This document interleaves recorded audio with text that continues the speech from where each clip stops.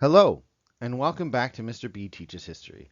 Today we will examine the efforts made by Republicans to reform and reintegrate the rebelling states back into the Union, mostly unsuccessfully. After the Reconstruction, many things in the South were similar to before the Civil War for blacks, even if they weren't officially slaves. So let's get started. President Andrew Jackson pardoned many Confederate sympathizers and leaders soon after he became president after the death of Abraham Lincoln. He also allowed them to create new provisional governments in their states. These states then elected the same people who seceded from the Union just less than a decade earlier. They created laws called Black Codes or Jim Crow laws that were meant to separate and discriminate against the newly freed black African American slaves. This is what led to the passage of the 14th Amendment, which was supposed to guarantee that the states provided equal protection of the laws and the protections of the rights and privileges of blacks in the southern states.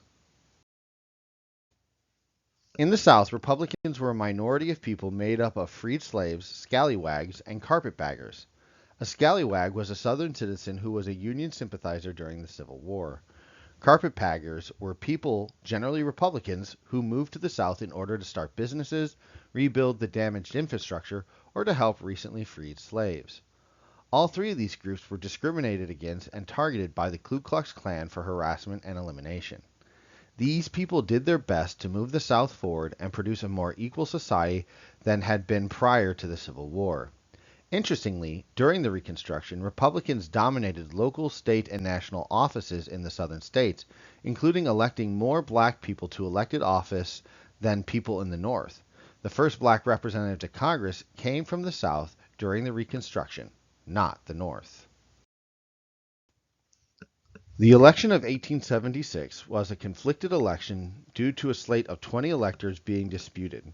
These 20 votes would decide the election, as Tilden had 184 and Hayes had 165, with 185 needed to win the election. To settle the dispute, Congress created a 15-person commission to review the contested election. The commission voted along party lines to certify all 20 votes for Hayes. Republicans worked with moderate Democrats to accept Hayes' election and to stop a filibuster on counting the electoral votes by agreeing to remove the military forces from the South, thus ending Reconstruction. The southern states also got some assistance with industrializing their economy and a new transcontinental railroad through the South. The Redeemers were people who supported the southern wing of the Democratic Party before the Civil War.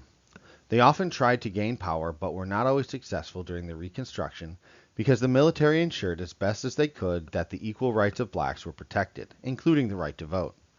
After the Reconstruction ended and the military left, Redeemers became more active and took power in many states of the former Confederacy.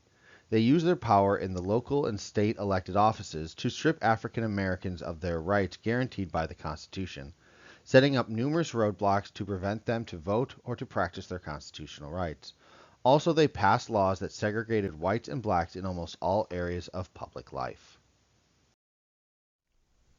If you have any questions, comments, concerns, or clarifications you would like to make about this lecture, please leave a comment below. If you learned something new, please consider leaving a like. If you would like to receive notifications of more content like this, please consider subscribing and ringing the notification bell. If you would like to support this channel and creator financially, please check out the links in the description for merchandise or sites that will provide me direct financial support for the work of this channel. Thank you for your time and have a great day. Class dismissed.